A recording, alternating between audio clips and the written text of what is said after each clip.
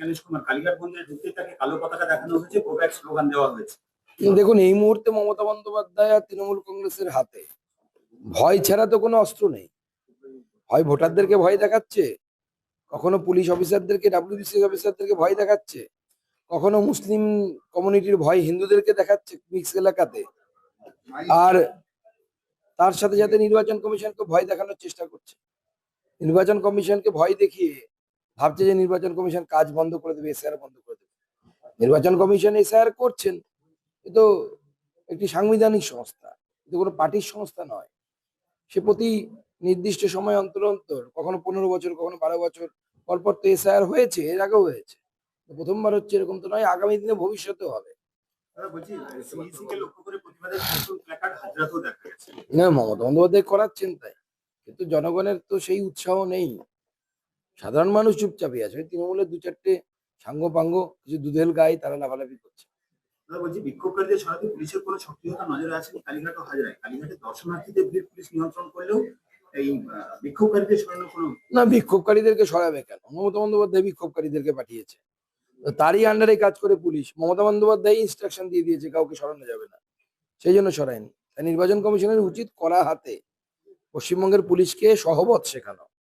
পশ্চিমবঙ্গের পুলিশ জানে না কিভাবে সরকারি কাজ করতে হয়, নিরপেক্ষভাবে কিভাবে ভূমিকা পালন করতে হয়, এটা জানে না, ভুলে গেছে বহুদিন ধরে হাওয়াই চটি চাটতে চাটতে।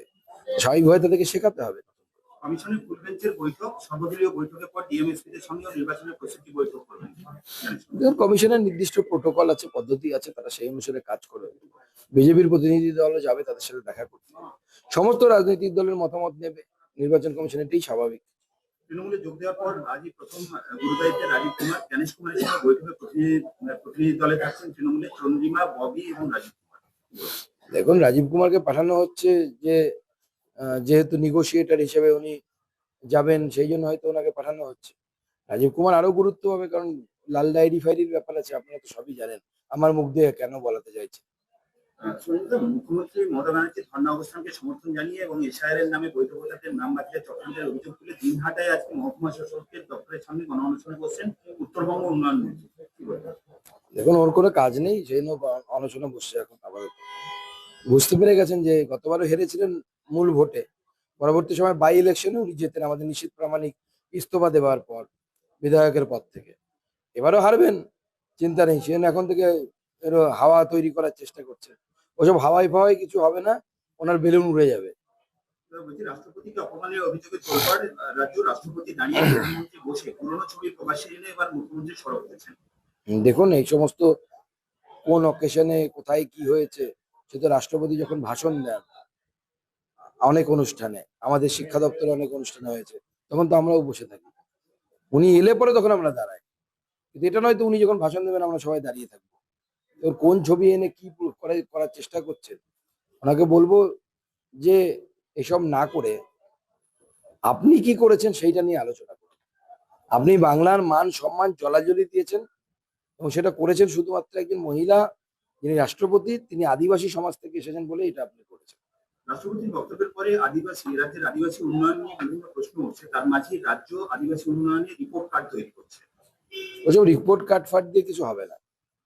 আপনার সেই গিরি সাহেব বলুন, অখিল গিরি থেকে শুরু করে অন্যান্য মন্ত্রীরা, তারা প্রত্যেকেই এই রাষ্ট্রপতি সম্পর্কে যে ধরনের মন্তব্য করেছে, আর গত দুদিন আগে রাজ্য সরকার মহামহিম রাষ্ট্রপতির সাথে যে ব্যবহার করলেন, এরপরে আর তত্ত্ব দিয়ে কি হবে? জুতো মেরে গরুদান করে তো কোনো লাভ নেই। আজ লোকসভায় স্পিকারের বিরুদ্ধে অনাস্থার প্রস্তাব পেশ সাংসদদের উপস্থিতির হুইপ জারি দুপক্ষে। অনাস্থা প্রস্তাবের চিঠিতে সই না করলেও অনাস্থার পক্ষেই ভোট দিচ্ছে তৃণমূল। দেখুন, তৃণমূল আর কংগ্রেস এখন কাছাকাছি আসার চেষ্টা করছে, তারা চেষ্টা করছে যত কাছাকাছি আসা যায়।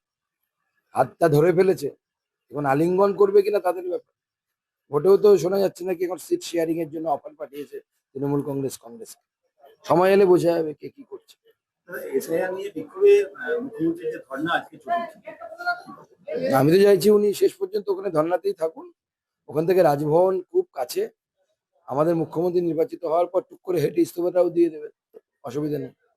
শেষ প্রশ্ন, সেটা হচ্ছে ভোটের মুখে যে পঞ্চায়েতে হার হয়েছিল তৃণমূলের, যে গ্রামে হার হয়েছিল, সেখানে বাঁকুড়ার সাংসদ তিনি ঘটা করে রাস্তা উদ্বোধন করছেন।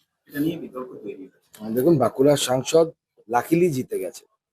কিছু ভোট এবার নোটাই পড়ে গেছিল, প্রায় 27,000 ভোট এই গত নির্বাচনে নোটাতে এই বাঁকুড়া লোকসভাতে পড়েছিল। ওই নোটার ভোটটাই এদিক থেকে ওদিক হয়ে গেলে পরেই আমাদের সাংসদ জিততেন।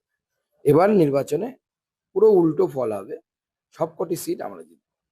ধন্যবাদ।